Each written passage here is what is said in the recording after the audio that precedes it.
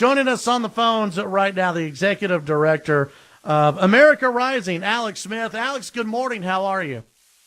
I'm well. I'm just hoping with those signs that they recycled them after they printed all of them. Oh, that's a good, you know what? That's a really good point. And I hope there were no plastic signs out there, because that would have just, that's going to ruin everything. No straws. Oh, exactly. No straw. I hope no straws were harmed in last night's protest. Before we get too far into your thoughts on how, some on the left, maybe in some red states, are going to react to this, tell folks a little bit about America Rising. Sure. So America Rising PAC is the GOP's premier opposition research PAC. So all we do all day, 365 days out of the year, is follow Democrats. And we track them on the ground in their states.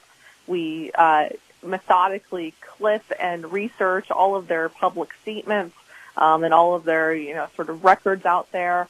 And we were actually one of the driving forces behind Hillary Clinton's defeat in 2016, because we quite literally wrote the book on her, a 5,000-page research book that was used by a number of different organizations across the political spectrum, or across the GOP ecosystem in defeating her. So we watch the Democrats so you don't have to, long and short of it. Well, and it's a tough job. Someone's got to do it. It's probably a headache as well.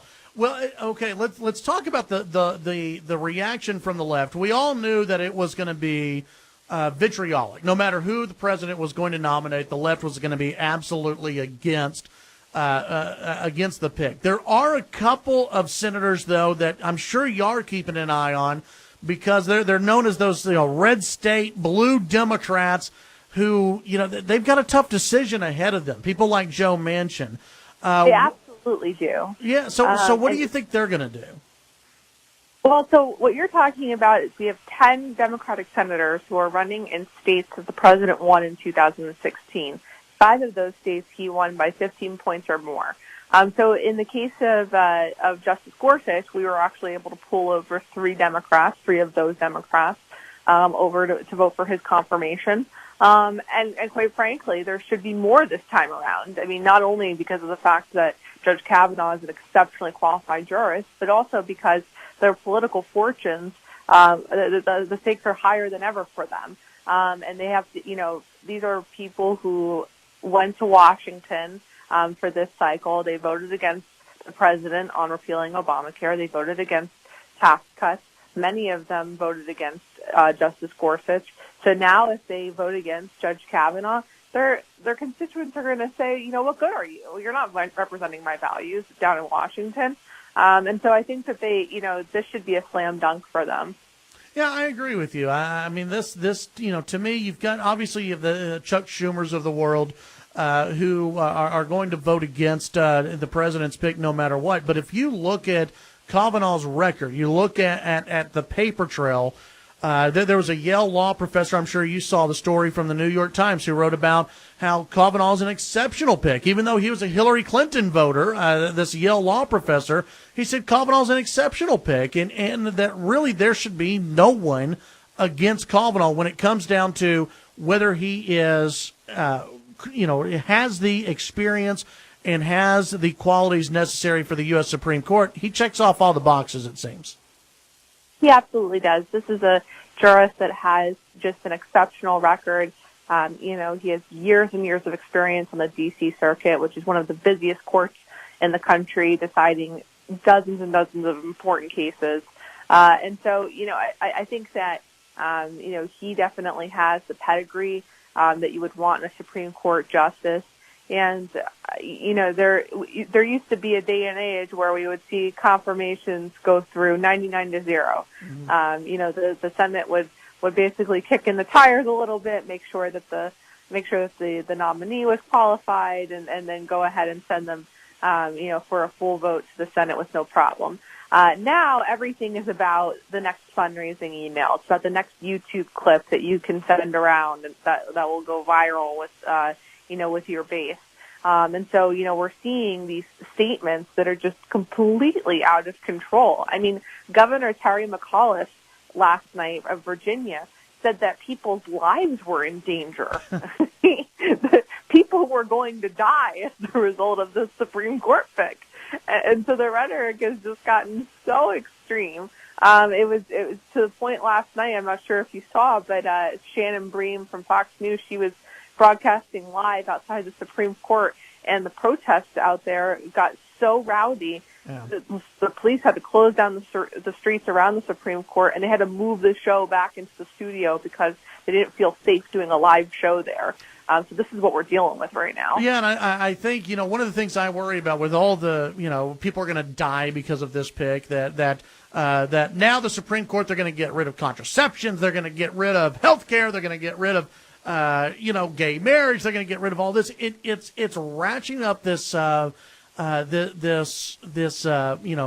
rhetoric, and it's really ratcheting up the danger that we are already seeing that, Trump supporters, Trump aides, Republicans in general, like Mitch McConnell, are all being yelled at and heckled when they go out to places. One of the things I fear is that you're going to see this even more, and that's not going to be good for the left, and it's not going to be good for the country overall. This rising level of incivility, I think is, it's real out there. And I think that it will only increase with the Supreme Court pick because of the fact that the Democrats can do very little to actually stop it. Someone like Nancy Pelosi can tweet all she wants that she's going to stop the Supreme Court pick. And I've got to send Nancy a copy of the Constitution because I don't think anyone told her that she doesn't get a vote. Right. And so they know that they're sort of helpless in this. They know that they're going to lose some of these Democrats, some of these red state Democrats over to the Republicans for this vote.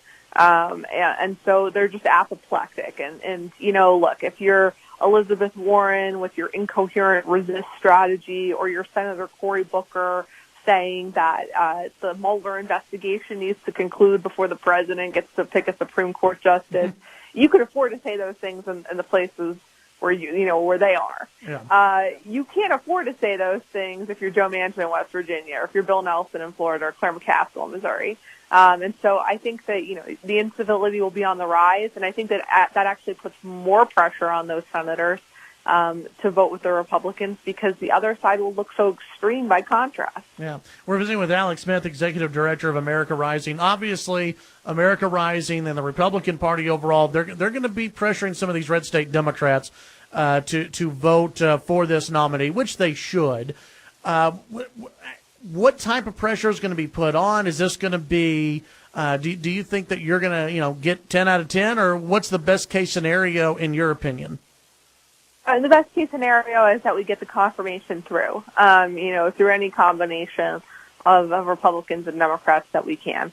At the end of the day, we want to see Justice Kavanaugh on the Supreme Court, and so that's the goal at the end of the day. But we're going to be holding these Democrats' feet to the fire on this, because their constituents deserve to know that they're going home and they're saying that they're going to work with the president, that they're reaching across the aisle, they're working with Republicans, and then they're actually going to Washington and doing something different. This is a really easy thing for them to say yes to, because Judge Kavanaugh is exceptionally qualified. He's respected by people across the political spectrum, and this should be a no-brainer for them. This should be an easy one. Yeah. Alex Smith, Executive Director of America Rising. Alex, tell folks where they can find out more information on America Rising. Sure. They can go to AmericaRisingPAC.org, and they can see all of our hits on the Democrats, which we keep track of all the time, so you all don't have to.